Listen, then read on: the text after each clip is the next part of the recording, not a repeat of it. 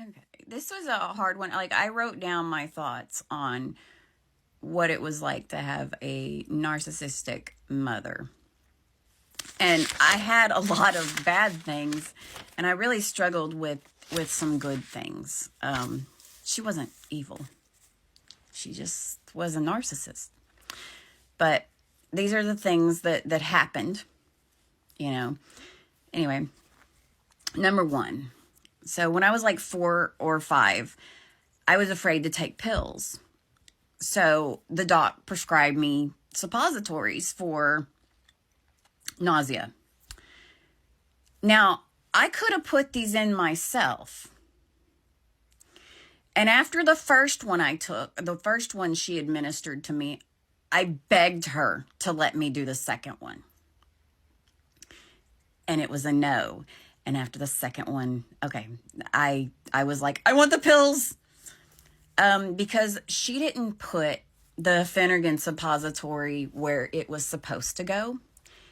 She put it in my hoo-ha. Really burned. Really, really, really burned. I was crying. It was bad. Number 2, this happened later in life. I come home and see that she had thrown my cat over the fence for the dogs that we knew were cat killers to attack. And she says to me in kind of this floaty type of offhand remark, she normally gets away when I throw her over there. I wish I would not have seen what I saw. This is an image, the image of my cat being in the backyard, getting attacked by 4 dogs. My children saw this. Biddy was 2 or 3, and Tink was probably 5 or 6, maybe, or 7 or 8. She was somewhere in there, and she was trying to get the cat away, and I was like, she's going to get hurt. Get her out of there. Nobody should have seen that. Bad image. Told me that I killed her cat Buddy because I dropped him, picked him up, and he fell down. I was 4 or 5. My aunt told me that my mom probably gave the cat aspirin that killed him because she gave him too much. I remember my dad took baby aspirin out of the house because I knew the word baby, and I like to get into the medicine cabinet, and I thought that those tasted really good. And around that time, they took away the baby aspirin from my house and put regular aspirin there. And if she was giving that cat that dose of aspirin every day, she totally killed that cat, not me. He was already sick when I picked him up. Later in life, she told my kids that their grandpa was a baby killer, making her have an abortion when she was pregnant with what would have been my younger brother or sister.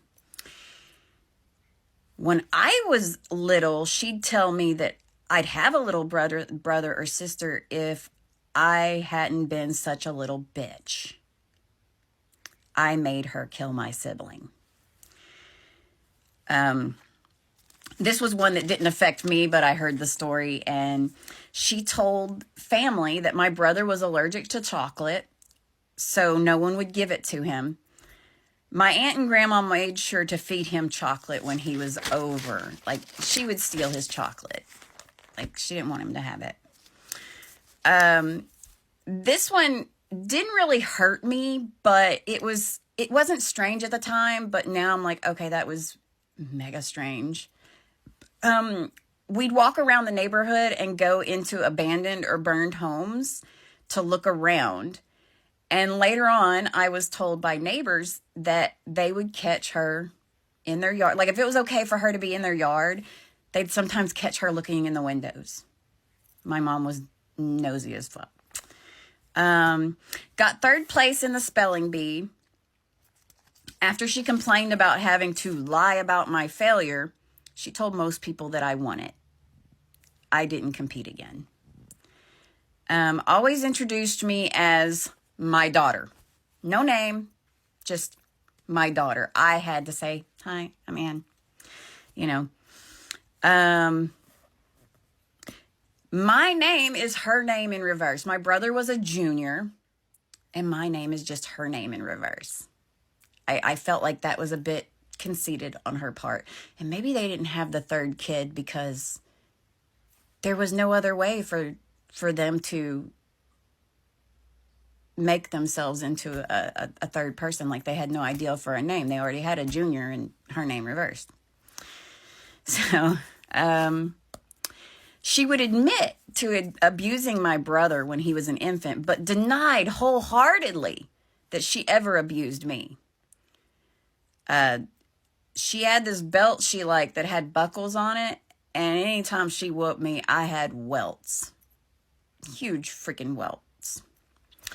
When I was 5, she cut all my hair off because you're not taking care of it. When she brushed my hair, she would brush it so hard that it would make me cry anyway. And clumps would come out. She chose my hairstyle until I was 12. And when I didn't want my haircut, when I said, I don't want a haircut, she's like, you're getting a haircut. And I said, it's my hair. And she said, no, it isn't. You know, that was, didn't watch me play outside, knowing I was climbing trees and digging holes and doing all kinds of things, because her stories were on.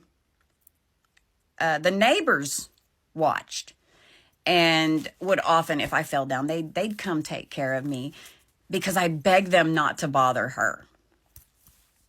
If I got sick, she made me clean up my own vomit. And clean the bed sheets, drag the bed outside to do the sun. This also happened if I wet my bed. I had to take care of everything, and she called it making us independent. You know, I once decided to confide in her that I had had sex. I lost my virginity. Something probably a lot of girls have confided in their moms about. Her reaction was, how could you do this to me? Now you're going to be a whore. Like, she seriously, like, started calling me a whore at that point. And the last one, I made the Madrigals team in choir. And she told me to quit because she wasn't taking me to school on a Saturday to catch the bus, and she wouldn't pick me up to catch the bus. And in hindsight, I should have went to my dad, even though there would have been huge fallout for asking my dad. Because my dad would have done it. My dad would have done anything I needed him to do as far as, you know, competitions or anything like that. But at the time, I really hated my dad. Just the sound of him walking down the hall would just fill me with disgust. I absolutely hated him at that point and would not talk to him. Now, these are the things she actually did do good, and I'm going to try to get through these quick.